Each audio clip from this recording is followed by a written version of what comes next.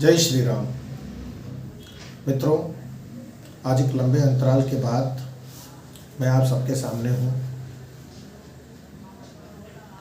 कुछ निजी समस्याओं और अपनी व्यक्तिगत अस्वस्थता के कारण मैं लगभग, मुझे जहाँ तक स्मरण है, दिसंबर के बाद मैं पहली बार फेसबुक लाइव के लिए अपने वीडियो संदेश के साथ आप सबके बीच में आया हूँ।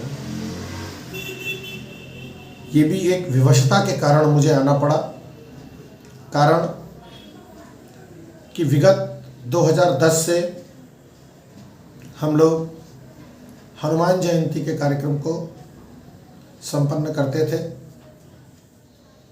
किंतु गत वर्ष हनुमान जयंती के कार्यक्रम में विश्व हिंदू परिषद द्वारा आयोजित एक रैली पर पथराव हुआ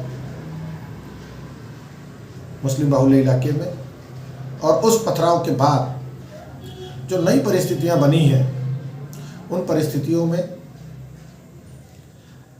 अब दिल्ली पुलिस किसी भी प्रकार के सार्वजनिक कार्यक्रम को, विशेषकर यात्राओं को अघोषित प्रतिबंध लगा रही है।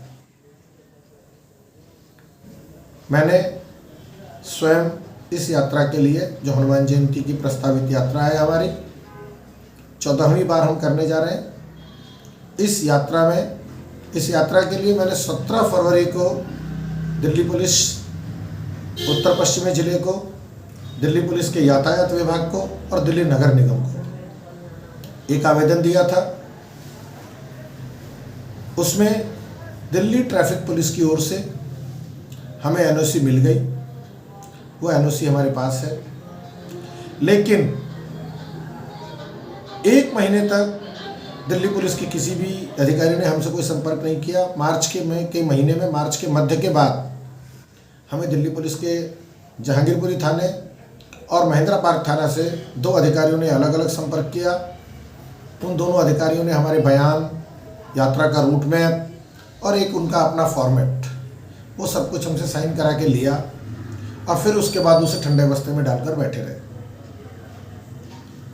अब कल अर्थात 31 मार्च से हमारे ऊपर जहांगीरपुरी थाना और महेंद्रा पार्क थाना, इन दोनों थानों की ओर से एक दबाव डाला जा रहा है कि हम यात्रा के रूट को छोटा करें।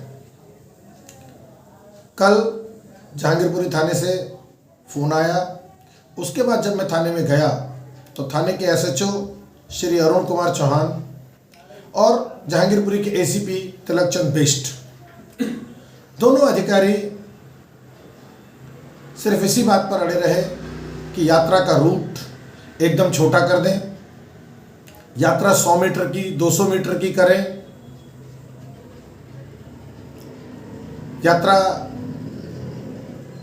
पब्लिक के इलाके से न जाए। अर्थात हिंदू पिछले वर्ष पिटा और इस वर्ष हिंदू की यात्रा ही नहीं होगी, ऐसा लगभग आदेश दिल्ली पुलिस की ओर से है। आज महेंद्रा पार्क थाने से हमें फ़ोन आया। हम महेंद्रा पार्क थाने के एसएचओ साहब को मिलने गए।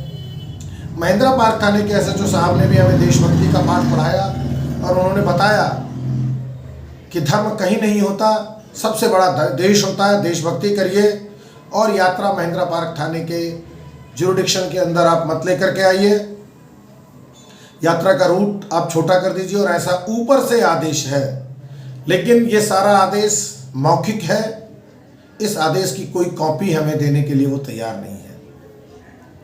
आज फिर शाम को मेरे पास जहांगीरपुरी थाने से फ़ोन आया।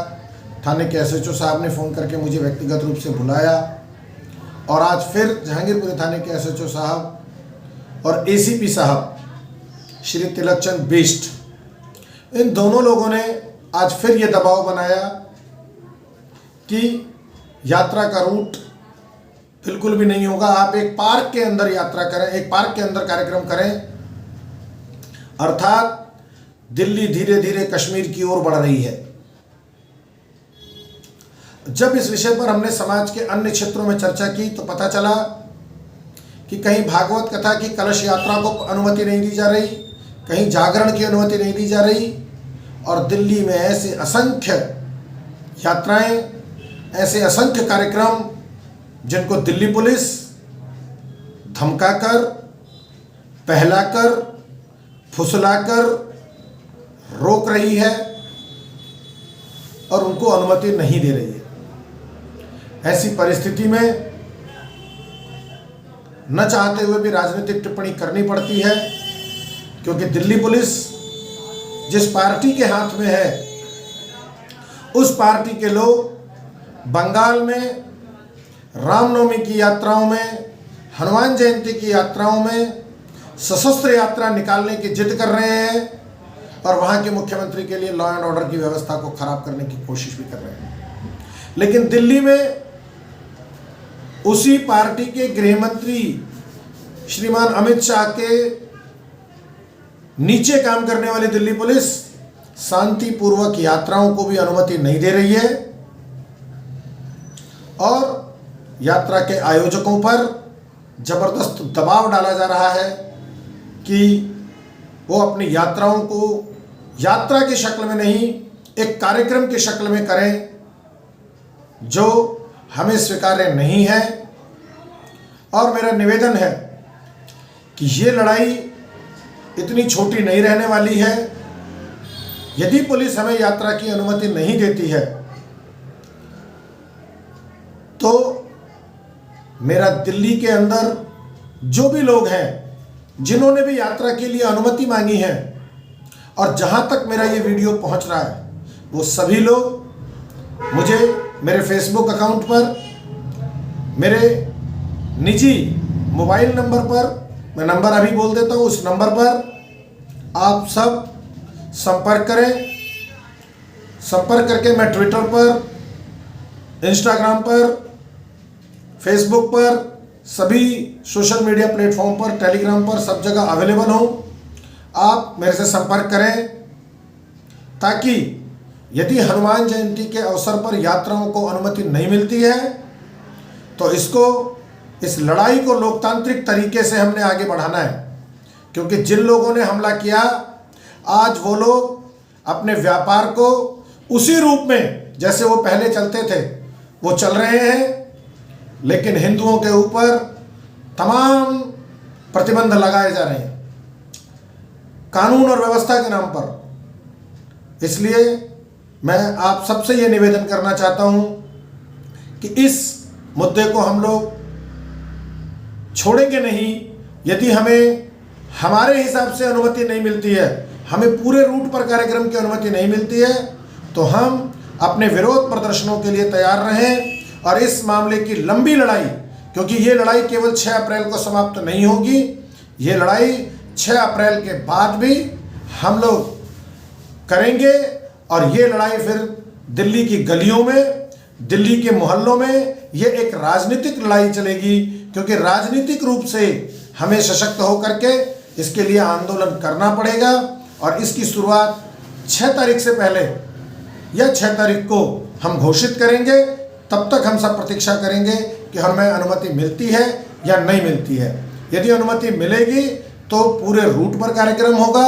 यदि हमारे को रूट छोटा करने की कोशिश की जाती है तो हम उस रूट को अस्वीकार करते हुए अपने विरोध प्रदर्शन के लिए लोकतांत्रिक तरीकों का उपयोग करेंगे और इसका विरोध करेंगे।